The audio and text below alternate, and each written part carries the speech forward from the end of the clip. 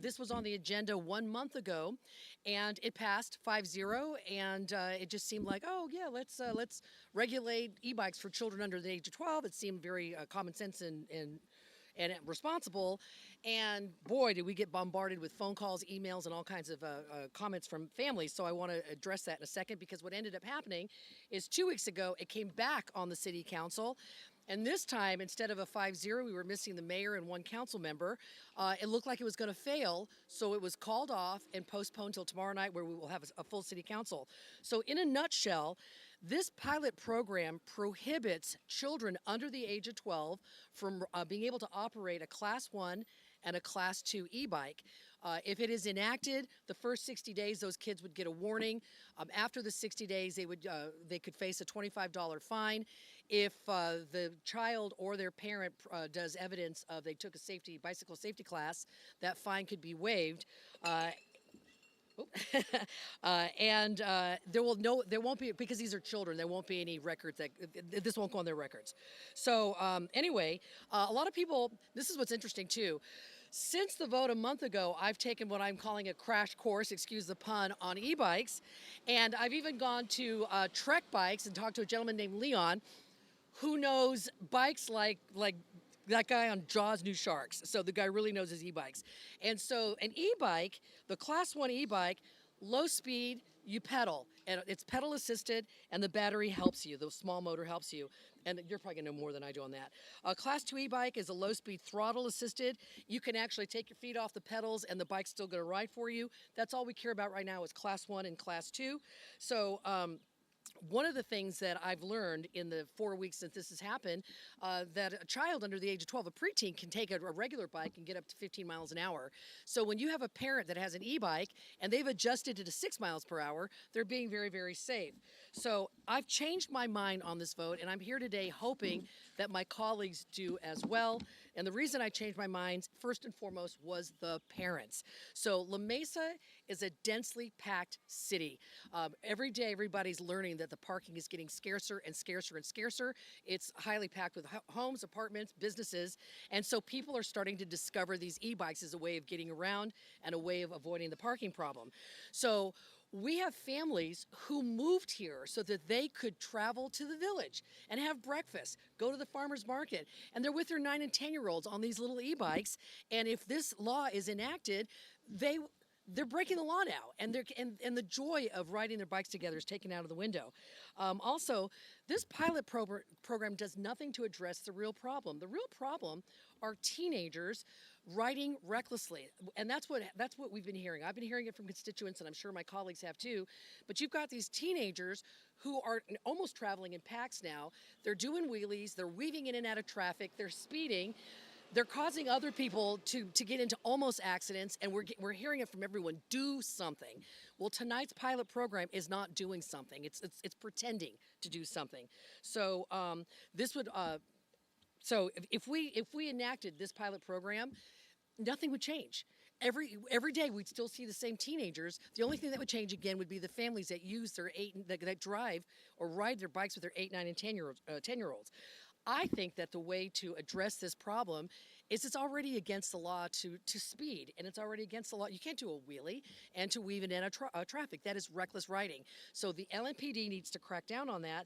And I have learned that since e-bikes have become popular, we've only given 3 citations for e-bike infractions. The ages of those recipients were 14, 14, and 18. La Mesa's had 2 e-bike accidents, and those guys were 41 and 14. So moving forward, dispatch is going to start taking better stats, so we're going to have a lot more accurate information. So in conclusion, before I'm going to do my conclusion, then I want to introduce Jerry Jones, because he's on the Planning Commission. He really knows a lot of this stuff. So what I'm asking my colleagues to do is sometimes you just do a knee-jerk, you vote on something just because you want to appear like you're doing something. And it's becoming my favorite word. It's like, it's a performance. It's like, see, we enacted safety for e-bikes, and then everybody pats themselves on the back, and you've absolutely done nothing. And in this case, what you've done is you'll hurt young families, and you'll have done nothing about the reckless teenagers. So I want to introduce Jerry Jones. He's on the Planning Commission. He and I have talked many times over the years. He's a problem solver. He sees one ways as being a fix or a cul-de-sac Oh, I'm sorry. I talk with my hands.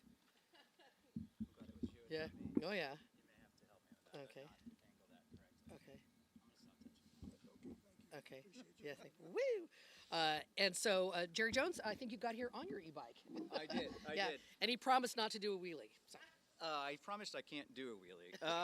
I actually just came down this morning because I had heard there was going to be some folks coming into support. I didn't plan on talking. Yeah. From the Planning Commission in La Mesa, one of the things we see all the time and talk about all the time is mobility around the city. And, I think it's fantastic that we're finally starting to see people use some of these bike lanes. And, one of the Empty common, bike lanes. sometimes empty and becoming less so. Yes. I think one of the things that is a really common argument or point people have about like bikes in La Mesa is, well, it's very hilly. Well, I rode my bike here from the other side of town because the hills don't matter on the e-bike. And I understand that there are safety concerns, but this is another thing we see all the time in the Planning Commission, just passing laws without thinking about how they get implemented or probably most importantly, what the unintended side effects are going to be, never really works, right? So we have a fledgling industry here. I understand it's confusing. You can buy a lot of different things on Amazon and not be certain what it is. But the reality is that the public is showing us a demand. And it's the demand that we've sort of aspired towards for all this time. And I see zero reason for us as a city who purports to be walkable and a bikeable city to throw cold water on that. And I really think that parents know their kids best, and I think that they're the ones that should be making the decisions about their child's safety predominantly.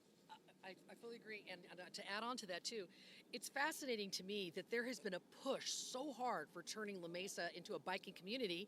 And then just when it's like you say, it's fledgling, it's starting, you throw a cold glass of water on it. And I find myself at odds. Oh, my God. I am so sorry. I keep hitting this microphone. Here, I'm just going to talk like this. It's the Guatemalan in me that Totally does my hand. Okay. All right. But anyway, again, so we have this growing in popularity, and then we're going to throw a glass of cold water on it. Also, can you imagine the LMPD seeing a kid? They don't know how old the kid is. Putting the lights on, pulling over. Hello, kid. How old are you? I mean, we're not. It's ridiculous. The enforcement would be just practically impossible. You also mentioned earlier that the rules and definitions are changing constantly. We enact this policy program, and it's going to change in 3 months and 6 months, and we've given staff more burden and more burden, and again, an impossibility to implement it. Laura, do you think the 12-year-old age was just a arbitrary number that was put out there, or do you think it was following other cities? What's your opinion on that? I think well, it's an assembly bill. What is it? Assembly Bill 2234, yeah, I think 12 or 13 was. I think it's kind of an arbitrary number. At 12, I mean, you're still a preteen. It almost makes more sense to make it 13 and under, but for some reason they chose 12. And yes, some other cities have adopted it. I know Imperial Beach opted out. And by the way, tonight or tomorrow night, there's not like it's an adjustment or we can debate it and change it. It's opt in or opt out. We either adopt the pilot program or we do not, as written. And right now, tomorrow night, in your opinion? Well, it was interesting because, again, it was almost a rubber stamp 4 weeks ago. It was just 5-0 and then move on. And then we started hearing from the parents. That's another thing I want to emphasize. I love the fact that the city of La Mesa takes its emails and its public comments so seriously. I have watched our minds change repeatedly over the last 5 years. When parents start coming out, against this, I could feel, in fact, I could hear it. Vice Mayor Lauren Cazares, she was playing like left, right, balancing everything. And she looked over at Councilwoman Genevieve Suzuki, who brought this to the city council. She goes, I'm sorry. She goes, I can't support this. She goes, it's so good for the environment. And the parents want it. I can't support this. Genevieve saw the 2-1 and it would go down in flames. She called it off, said, let's postpone it till the mayor and Councilwoman Patricia Dillard are back. So now it's the 5 vote. Tomorrow, I don't know how they're going to land. In your, I know you probably don't have an exact number, but can you approximate how many of your constituents around the city contacted you parents-wise? So I got contacted by 3 different families, by email and in person. Now, walking in the farmer's market, people just come up to you and say, "Hey, Laura, blah blah blah. My kids are 10, and So those are comments, but direct, "Hey, I'm standing against this," with names and addresses and all that, and coming to city council meeting tomorrow. In fact, the Knight family was supposed to be here today, but they're going to be here tomorrow. So that was for me 3 different families. I don't know about the rest of city council. Jerry. Jerry, can you emphasize why you as a parent feel comfortable with your children, riding e-bikes? Like why you don't feel that a ban is a total outright ban is the right? Well, I think that for starters, every parent has the right to figure out what is most safe for their children. Obviously, provided they're not putting them in imminent danger. Yeah, right. But for my family, for my neighborhood, for my circumstances, an outright ban eliminates a lot of options and choice in how I sort of move around the community. And if I'm honest, it impacts the way I want to see our community grow in the future. And how many kids do you have? Two kids. Two kids. And 10 and 12. can you do your full name correct spelling, please? My full name, Jerry Jones, Jerry Jones.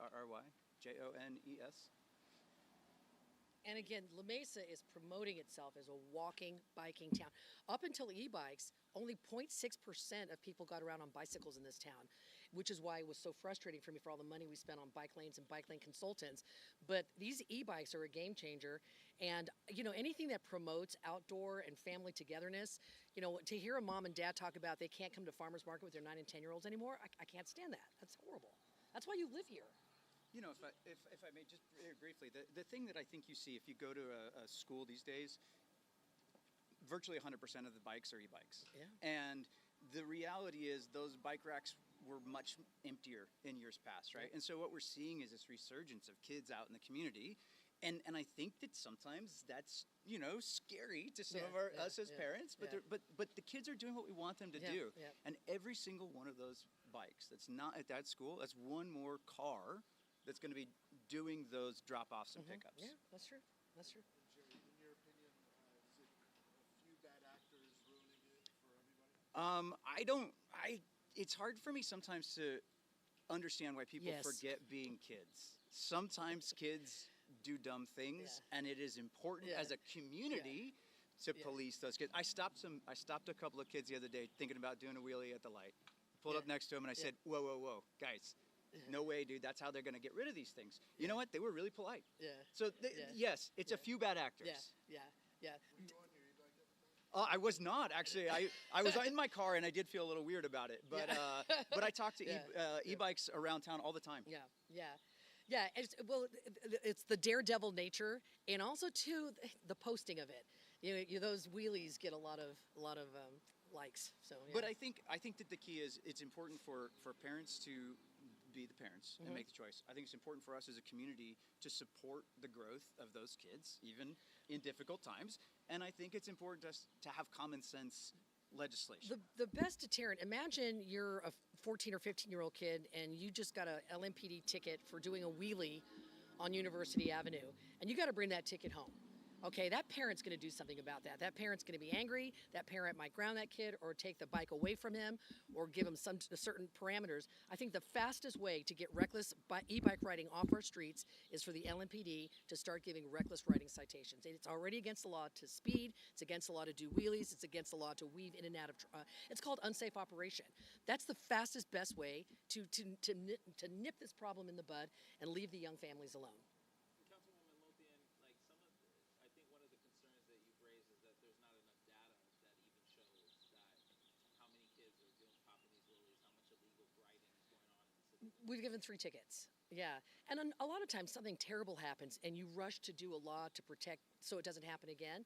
But the 2 accidents we've had was a 14-year-old and a 41-year-old. So again, this doesn't touch that. Those 2 accidents over what course of time was that?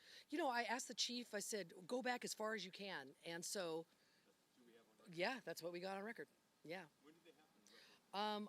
I know one of them was a year ago, the 14-year-old. Yeah. Oh, yeah, past couple of years. Yeah.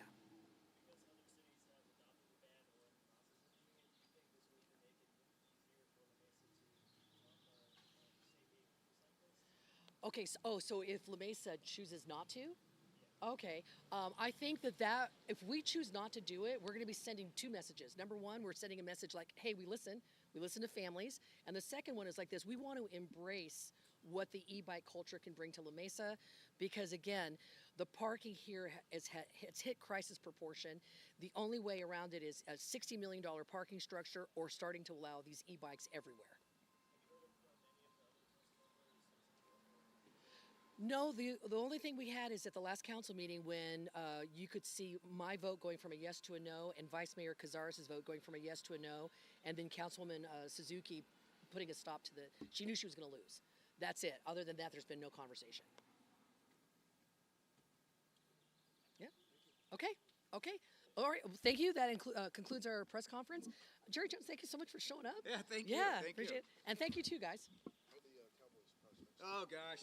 That's Oh kind of gosh. probably a tired joke. Yeah.